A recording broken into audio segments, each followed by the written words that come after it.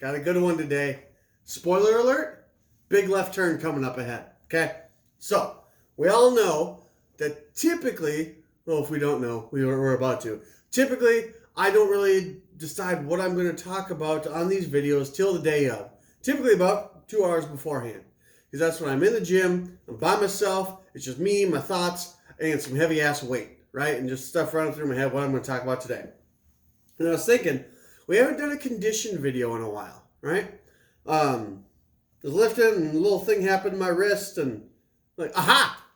Carpal tunnel. Cool. So let's talk about carpal tunnel syndrome. CTS, carpal tunnel, the tons. I don't think anyone calls it that. Whatever. So, what is it? Carpal tunnel syndrome. Syndrome, more often than not, if you hear the word syndrome, there are going to be at least 3 symptoms, okay? Typical symptoms of carpal tunnel: weakness in the hand, numbness and tingling, pain. Why? There's something called the median nerve, which runs right here. Let's use my watch. My watch is representing something called the flexor retinaculum, okay? It's basically a swath of tissue here that keeps all the stuff bound in together. The stuff being muscles, tendons, ligaments, nerves, blood vessels, arteries, veins, that stuff that travel up into the hand. So, the flexor retinaculum, some sort of inflammation happens, usually due to progressive or prolonged extension, i.e. typing, prolonged grasping, flexing. Basically, excessive use of the wrist can cause carpal tunnel. Great. So, swelling, inflammation, flares up here. The median nerve that travels under there, travels up into the hand, gets pressed, impinged, something like that, and that causes those symptoms: weakness, numbness, tingling, pain.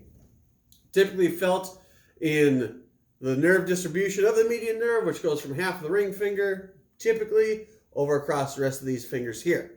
Okay?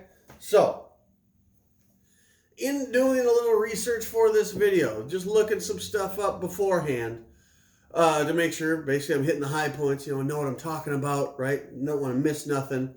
I'm going through, and the typical presentation for carpal tunnel syndrome is, obviously, the symptoms, the hand pain stuff.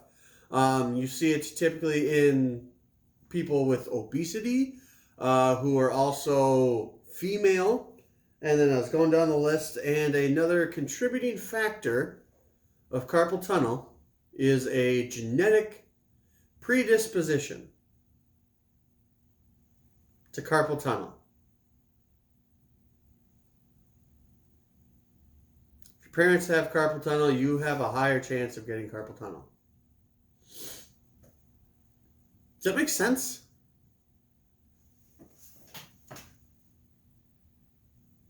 It didn't make sense to me.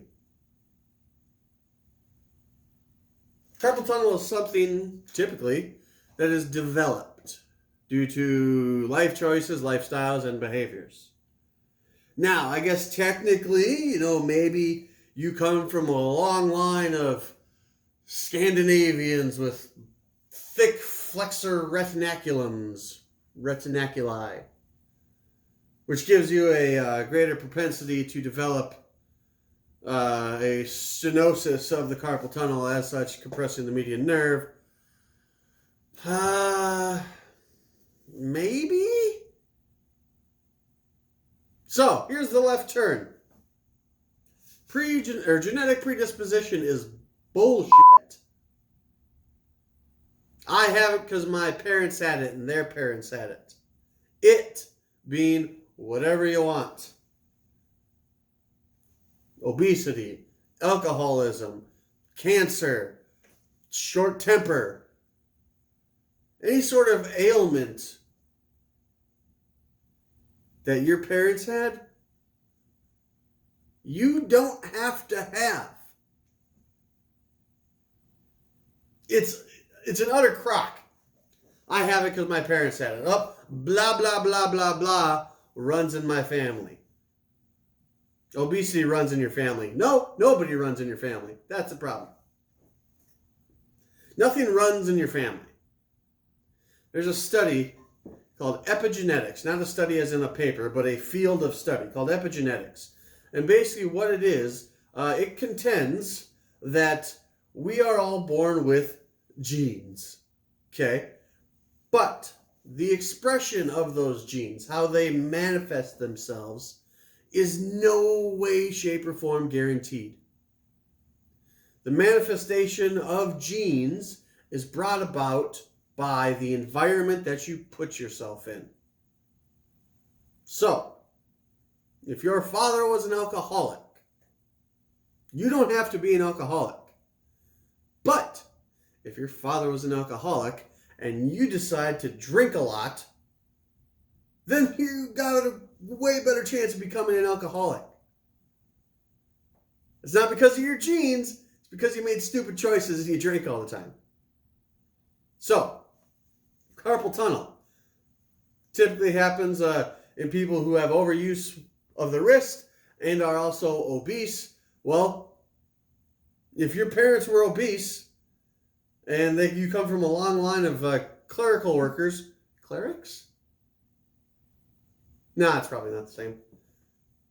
Yeah, then you have a greater chance of getting carpal tunnel syndrome. But in no way, shape, or form does that mean carpal tunnel syndrome is, or you have a genetic predisposition to it.